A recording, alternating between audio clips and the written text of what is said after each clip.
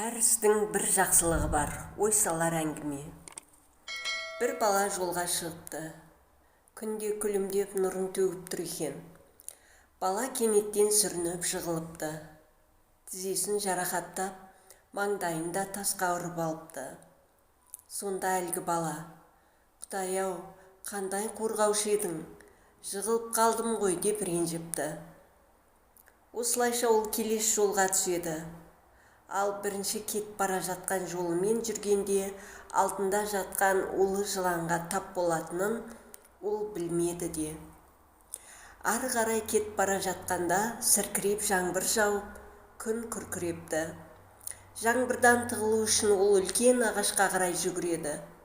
Бірақ тағы сүрініп, жығылып қалыпты.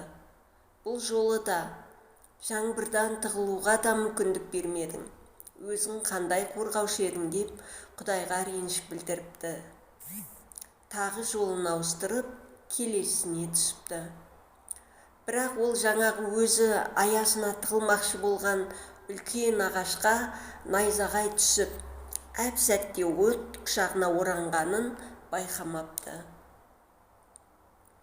Бала: «Құдай, мен саған сенбеймін, мені қорғамайсың, таңдаған жолмен жүруіме де мұрша бермейсің» деп күбірлеп, үшінші жолмен әр қадамын аңдап басып, абайлап келе жатыр екен. Кенет тағы да жығылып, қолын сындырып алыпты. Қолының ауырған сонша ол Құдайды жек көріп: «Құдайдың барына мен сенбеймін, жолмен емес, таумен жүремін. Маған көмектескеннің орнына тек кедергі келтіресің» деп ашуланыпты. Десе де ол бала үшінші таңдаған жолының тік жарға барып тірелетінін білмеген екен.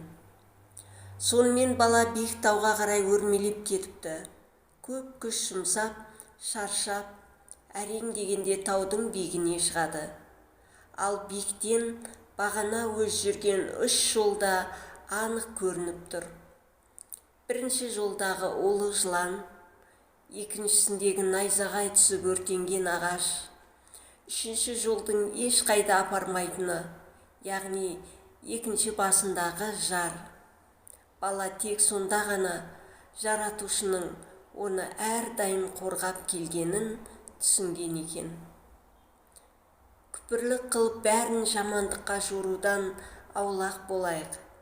Әр істің бір жақсылығы бар емес пе? Бауырым, сен білесің бе? Алла Тағала сенен ата-анаңның кімдер болғанын сұрамайды. Ол кісілерге қалай құрмет көрсеткеніңді сұрайды. Жұбайыңның сымбатын сұрамайды, қымбатын, ар-ұятын қалай қорғағаныңды сұрайды. Балаларыңның санын сұрамайды, қалай тәрбиелегеніңді сұрайды.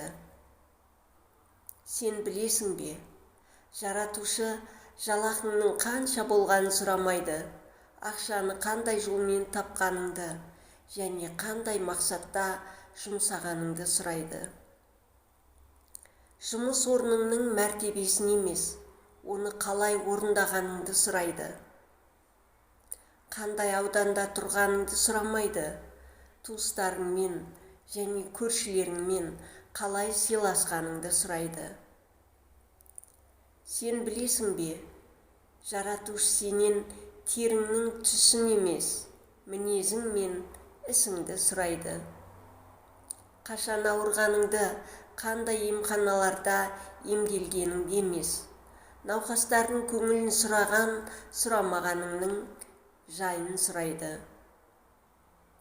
Қанша досыңның болғанын сұрамайды, кімге және қалай дос болғаныңды сұрайды.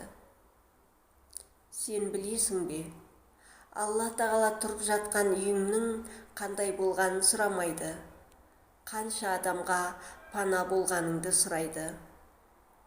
Көлігіңнің қандай болғанын сұрамайды, қанша адамға жәрдем беріп, жеткізіп салғаныңды сұрайды.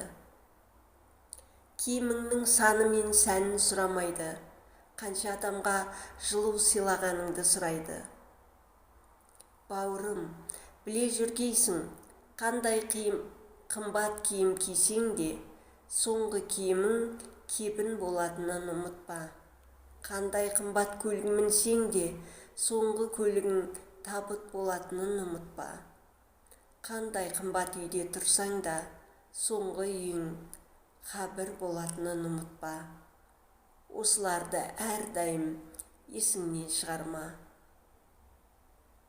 Тыңдағандарыңызға рахмет.